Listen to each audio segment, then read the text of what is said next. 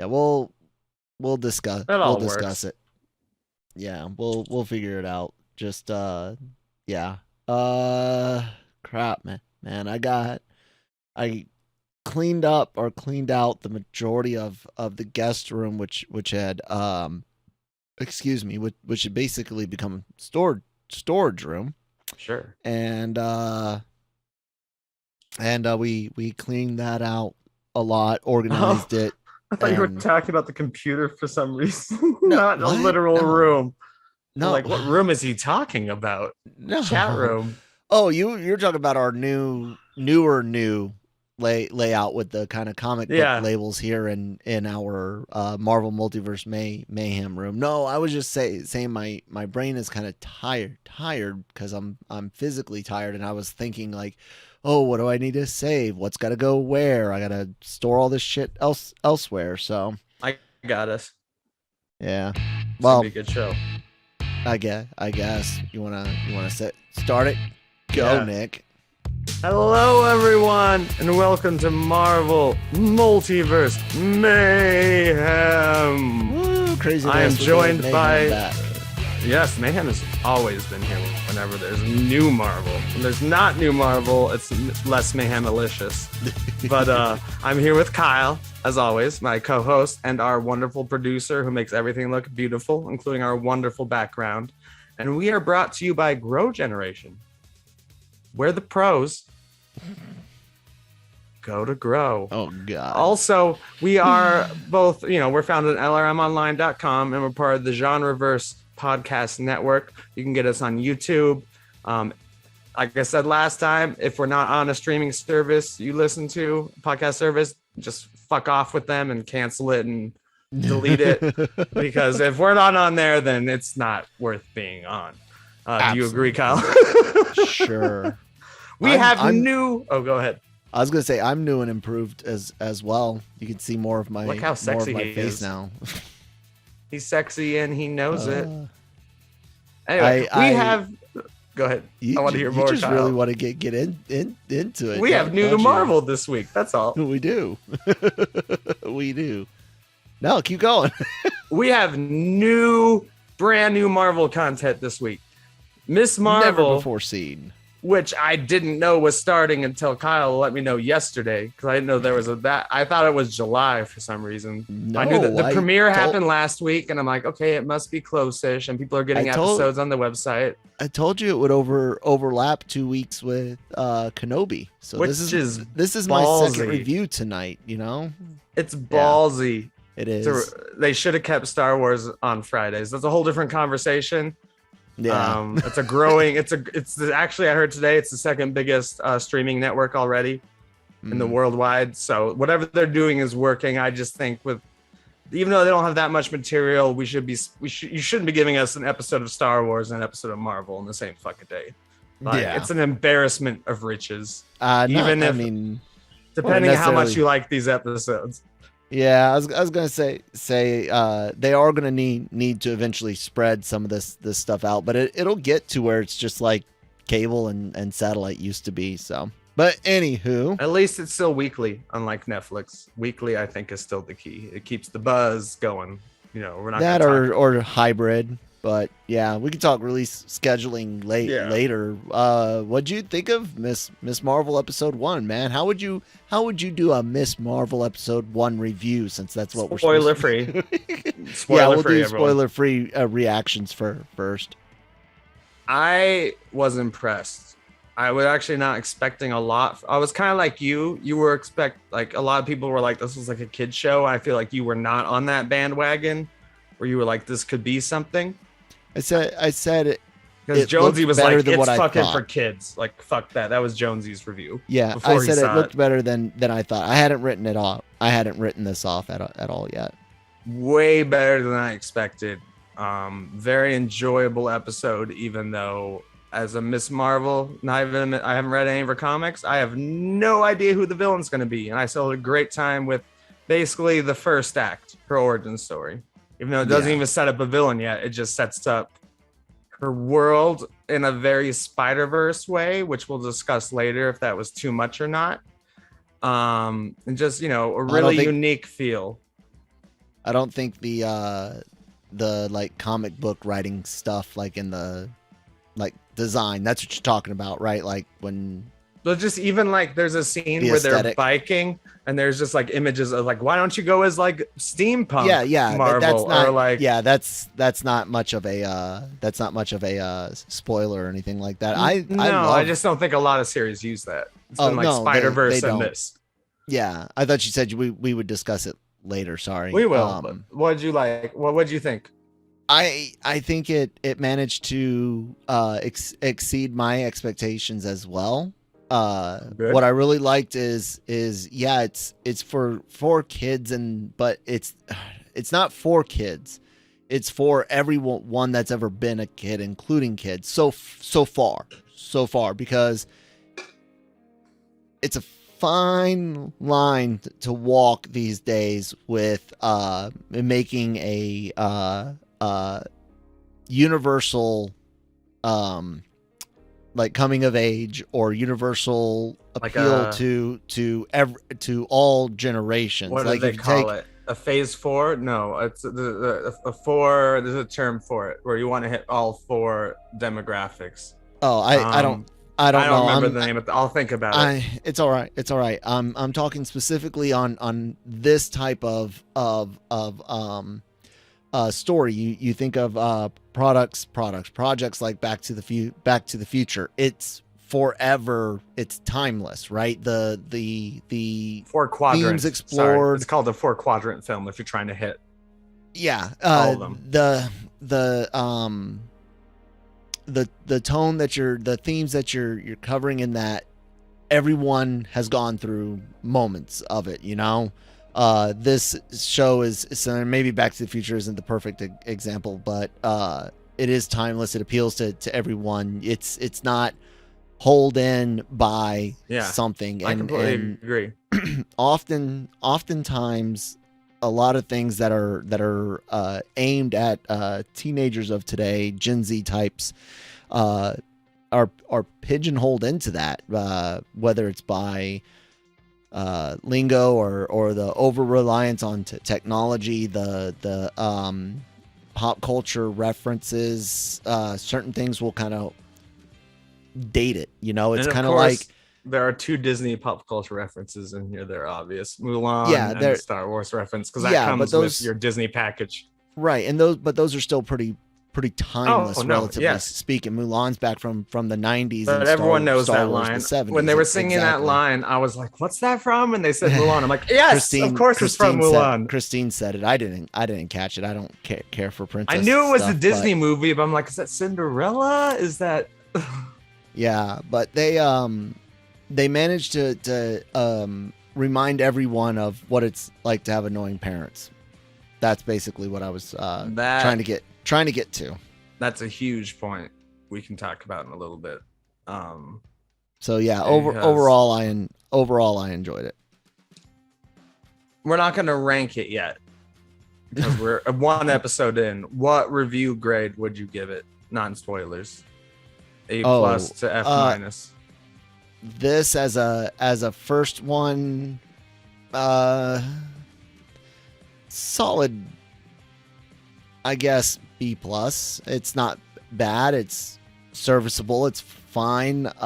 There's some questions. It's a really basic episode. It wasn't super brave. It didn't break any boundaries. It's there, and I don't mean I got everyone's it's first, Muslim female, this, which that, is important, and we'll talk about that. That's fine. Not, I mean, it's not but breaking didn't add any to boundary the show or subtract from the show. No, I mean that the story nor its delivery was anything that we haven't seen before. We've seen origin stories and we've seen them done well. This was an origin story done well. That's what I'm saying. So you gave it a solid B+, you said? Yeah, it's a good B+. I completely agree. I don't want to give anything higher than that. I was going to give the B, but I like your B+, and I'm going with that. Only because, like I said, they managed to. And here's the way you cast the net. You go, okay, we need to appeal to a broad audience, so we make money, right? This is movie studio. Disney. Okay, They need so that you cast out the cash. biggest thing you can. A coming of age story. Well, guess what? Everyone that's above the age of 13 has been 13 at least once, right? Or however old she is. 16. She's getting a driver's license. Yes. Whatever. Everyone's been a kid scene. is the point, right? Everyone's been a kid that's beyond the age of being a kid. So you say, okay, we're going to do a coming of age. Well, what's the things that every teenager had to deal with? Annoying parents, wanting to be different than your parents, the best friend relationship, all these things. What a great best friend. Right, he's cool guy. Stands out. All of these things we've all experienced, but then there's the next layer down, which is this is in a world of superheroes. What if where I had superpowers? Well, not just that. This is a world where there's more male superheroes on screen than there are females. So you're like, boom, now we've got this additional layer. So you got the big net touches everyone that's ever been a kid. Now you're getting to speak to everyone that's ever been a kid, and also that's female. And then you add on the next layer, which is in Kamala's case, it's really her faith is important to her character and stuff. So there's an additional layer. So that's how studios that don't know how to fucking do this shit, that's how you can have a very, very unique character that speaks to a very, very specific audience, but without alienating everyone. Because while I might not, and again, this goes to some of the stuff like for Falcon and Winter Soldier, there were things in there that I could relate to with Sam on the having served in the military window eye of things. But there was things that his character went through as a black man in the military, as a black man in America, that were different. And while I can't necessarily relate to that in a personal sense, one, I can empathize with. I've seen similar, things in history and awful things said and done in the military. And thank goodness some people get in trouble for that crap. More should, but this is doing the same thing. I don't know what it's like to be a female, and I definitely don't know what it's like to be a female practicing Muslim. So, but this, I don't feel in any way alienated. The parents are universal, just a little different. My parents were annoying, dicks. And yeah, her mom is a giant dick. But I like can we enter spoiler territory, or do you want to do a word from a sponsor before we do that? We'll do the ad break first, and then we can talk some spoilers. Grow Generation, where the pros go to grow. Grow Generation is your one-stop shop for hydroponic grow supplies, product systems, and more. Grow Generation serves customers across the nation and carries a wide inventory of renowned cultivation brands. Go to www.growgeneration.com, where the pros go to grow. And thank you guys for sponsoring the episode. Spoiler warning, guys. Now, if you were just looking to see what people initially thought, there you go. But now Nick pulled out. Why do you need a note? I'm writing down timestamps for the episode. Why I'm not writing down anything. I took notes while watching it. For Miss Marvel? No, go ahead, man. What you got? What do you want to talk about? Spoilers. Okay, so one of the things I want to start with is I love the style. That's like when they're discussed. No. I know. I'll get into spoilers. Okay. When they're planning the mission, all that sort of stuff. I will admit, when they were planning the costume, I was so lost in the style in the background, I could not listen to their conversation. And they were like steampunk until I watched it twice with subtitles on the second time. So my roommate prefers subtitles. I missed that entire conversation because it was too stylized. Your thoughts?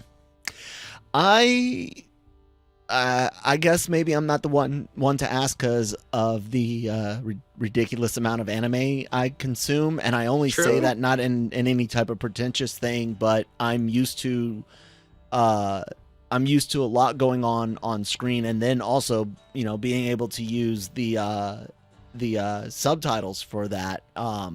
So I could see where it could be too much. I enjoyed the hell out of it. It's one of my me favorite too. But things that about one the scene, series so I far. was like, I could see that. Yeah, I feel like it's being a little overbearing just in this scene. But it was also, still a cool looking scene. Yeah, but like I didn't know what they were talking about.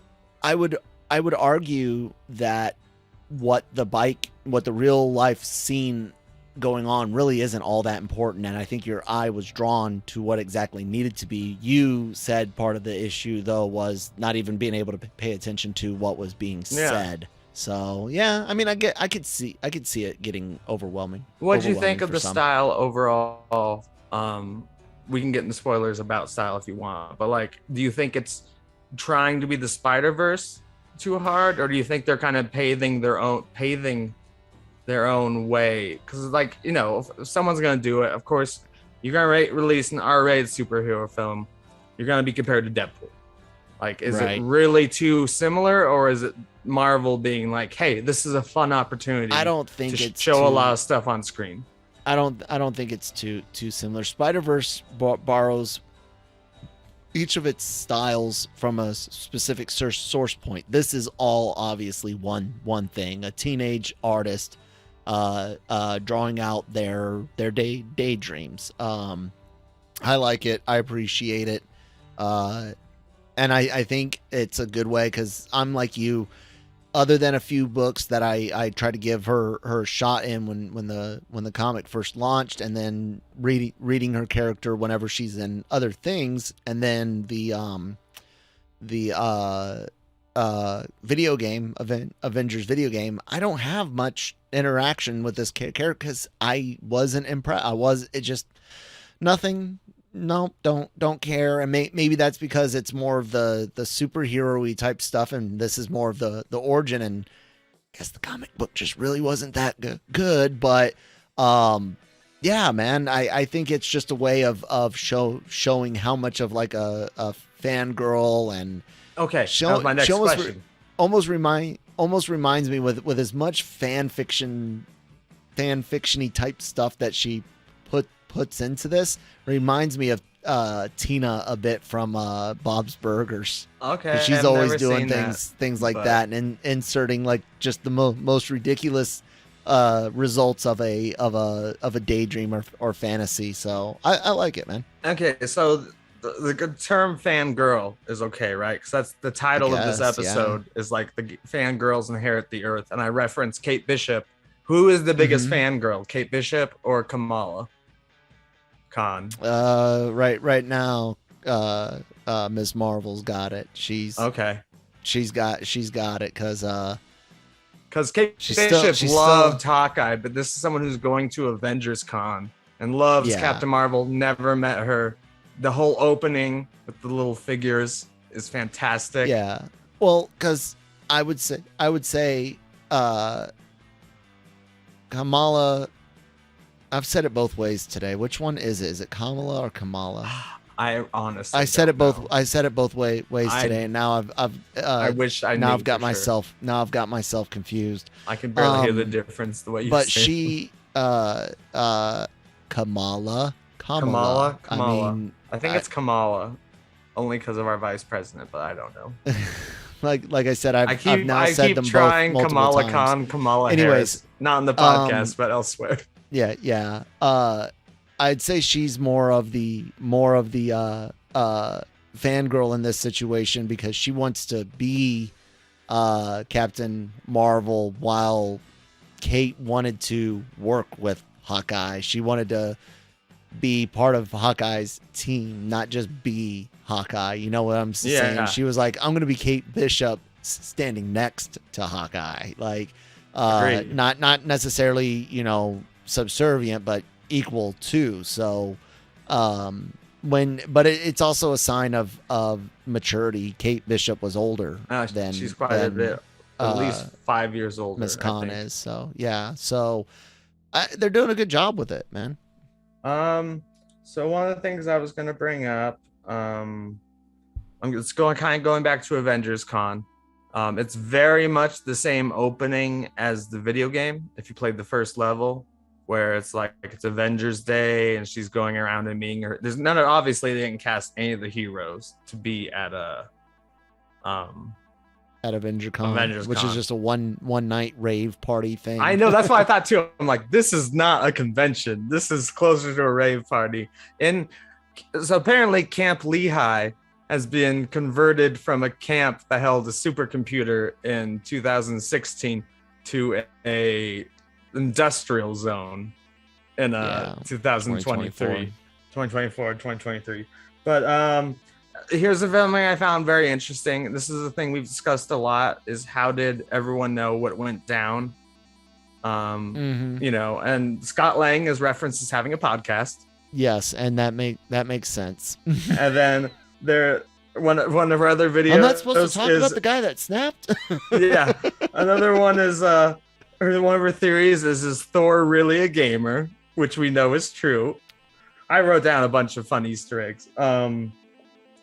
There's one of the things she did. I don't watch them anymore because I get it all myself. One of the books she leaves in her locker is the Pym textbook. And then when you're going into the show, I mean, you have the Star Spangled Man with the plan. Yep, dun, dun, I dun, enjoyed dun, dun, and you have all the great elements there. Like, I assume they hired real cosplayers to be there, not just extras.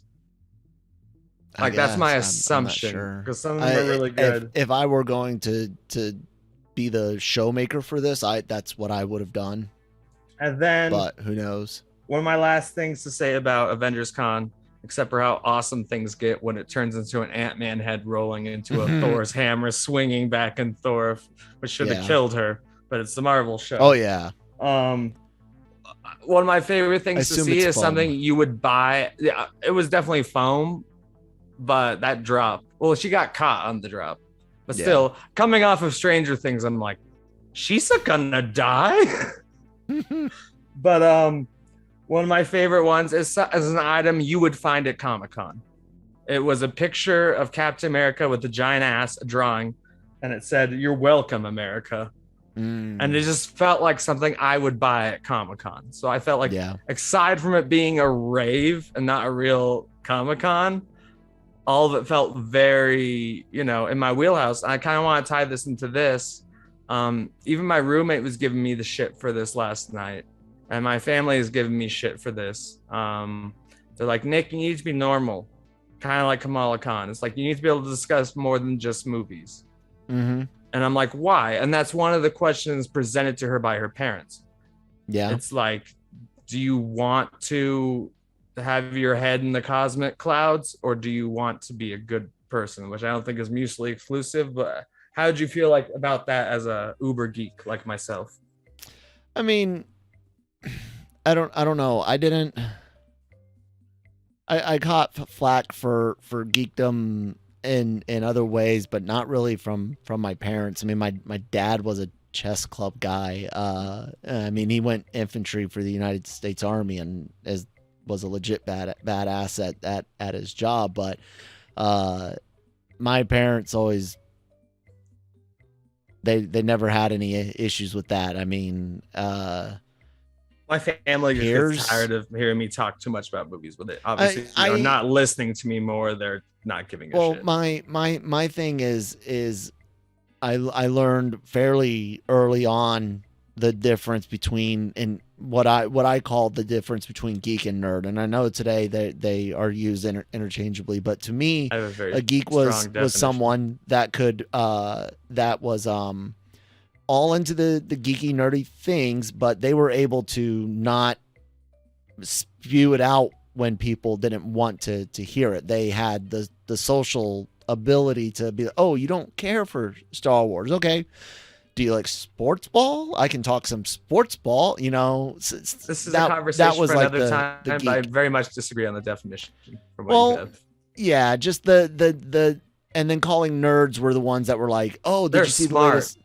I think nerds are smart and geeks like geek culture. I guess, but that was just how I thought of it. So okay, and I have two quick questions before we go, or topics. How do you feel about the power change? I don't have no feelings, because as far as I'm concerned, her powers were dumb to begin with. It was just Mr. Fantastic plus silly shapes. Plus making a big fist. And it appears to come from a family artifact. So that would make me think the family artifact is either alien, like the 10 Rings, or religious, like the Egyptian gods. Maybe. I don't know what. I almost feel like they're setting up a new Infinity Saga where there's like all these weird artifacts from space. Maybe I want to look at the shadowy people when she falls backwards after putting on the oh yes, I assume they were her ancestors, but we'll see. Maybe, but they had some weird shapes to them, and it was very quick like that. Yes. Last question, post-credit scene. Sure. What did you think? Same cop from Spider-Man.